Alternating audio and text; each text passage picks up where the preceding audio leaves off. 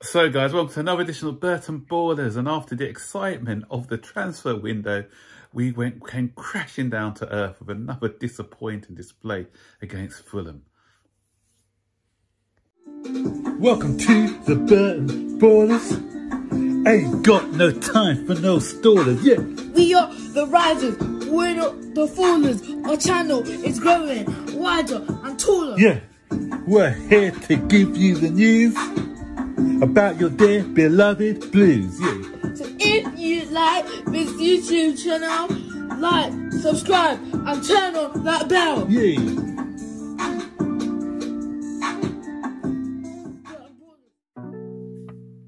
Yeah, guys, I only got to watch the game today, so I couldn't put out a review yesterday, and what a waste of 90 minutes that was. It was, you know, let's first of all talk about the debut of the new guy, £100 million guy. I thought he played quite well, to be fair.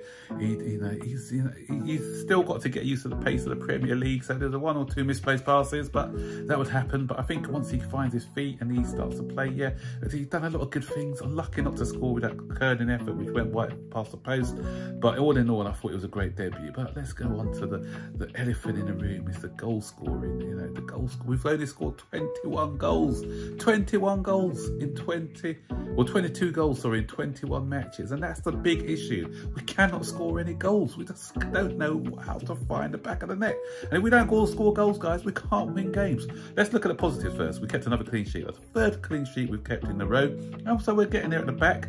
I thought Badiashile, another excellent performance by him next to Thiago Silva. Those two centre-back pairing. We found our centre-back pairing now for now. Got Fofana to come back.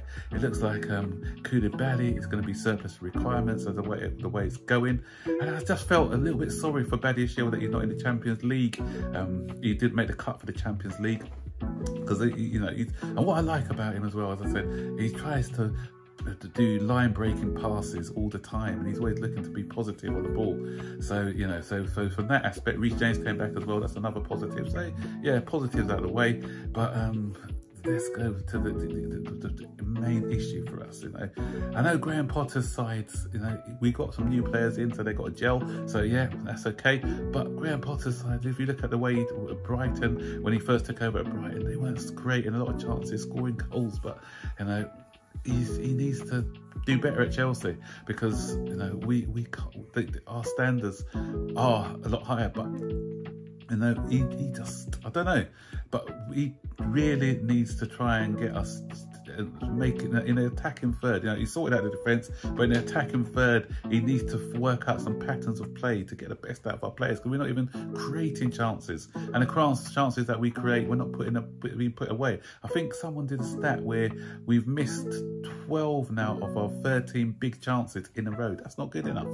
And why is he sticking with some players? He's got to make some hard decisions. He's the manager. Mason Mount, I'm sorry, he's not in form. He's not a guy in form, so you cannot play a guy who's out of form. He's got to be on the bench for a while, sit him down, watch the game from the sidelines, then come back in when he's hungry and he can play his way, you know, once he starts to pick up and form. But I know that we're a bit short in midfield at the moment. We've got like Chukwuemeka, who looks decent, you know, so he can play in there ahead of Mount. So I'd have preferred to have him in there or something. Mudryk apparently was unwell, so he didn't look himself. But Mason Mount was sort of taking out those positions where Mudryk should have been. And yeah, so Mudryk was substituted at half time, so it's a pity he wasn't on his game, Mudryk. And he did have a chance in the first half where he opened up the play, and rather than taking the shot, which I thought he should have done, he tried to play in. I think it might be Mount he tried to play in. But and Havertz, I'm sorry, he's not the guy to lead the line. He's not. He even came out and said he's not a 9. And why are we playing this guy? Why are we playing him? And more shockingly, there's news today that David Fofana may be going on loan to Galatasaray. What? He's going on loan to Galatasaray, and we've got a guy masquerading as a centre forward, holding out front for us. If anything, I'll send Havertz off to Galatasaray and put Fofana up front. When Fofana came on, he done more in the 15 minutes than I saw Havertz do the whole game. You know, he's showing sharpness, what composure to round the goalkeeper, and he put the defender who was it Diop on his backside. Could have put a bit more power in the shot, maybe. You know, we're free and cleared of the line, but that's the only bright thing that we did all game. And he was hurrying and harassing players. He looked hungry. He looked like he wanted to really come on and make an impression. But yeah, we were thinking of getting rid of this guy when we're in lack of goals. I don't know what's going on. And but the only good thing is we've got João Felix coming back at the weekend. João Felix, when he played against Fulham the other day, he looked sharp. He looked like he was willing to take shots from all sorts of angles. I'm hoping that he can come in and do something for us. And the thing is, he doesn't want to play Aubameyang. Aubameyang wasn't even in the squad, the matchday squad today. And so it doesn't look good for Aubameyang either. So, you know, I can't go through the rest of the season watching Kai Havertz up front. It's just painful to watch. We're not creating anything. You know, you watch football to see goals and a bit of enjoyment, but we're not seeing anything from that, anything from our team. It's just dull, tepid play. So no matter who the personnel is, we're just not getting the performances that we need. Madueke, when he came on, looked good, looked lively, looked like he wanted to do something. Sterling as well sort of tried to up the tempo a little bit. So the subs came on, you know, tried to make a difference. But even Gallagher again, he was disappointing as well. So not a good performance. And you know, after, as I said, after the window that we had, the fans wanted a great performance to keep the feel good factor going. But you know, as I said, crashing down to earth with an average performance. What made it worse was Liverpool lost today 3-0.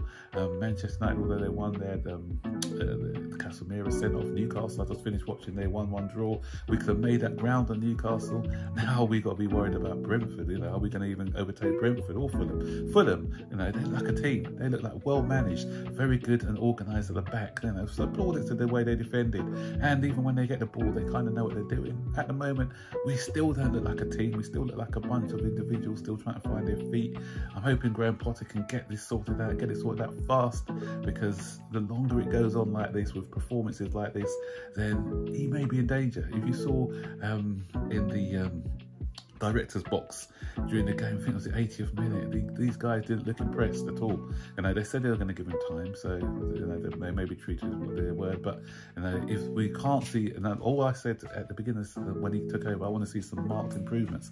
You know, I'm not expecting us to get top 4. You know, that'll be a bonus if we did, but I just want to see marked improvement. I want to see us getting better as the season goes on. If I don't see anything go towards now and the end of the season, then yeah, questions will need to be asked about maybe a change of manager. Or I'm prepared to give him that time, but in that time, as I keep saying, make some difficult decisions, drop underperforming players. Let's see what style of play you've got, a bit of pattern of play, especially up front, what you want to do with these players. You know, you've got the players now, you've been backed in the market by the board of directors. Now it's your turn to do your bit. So let's see.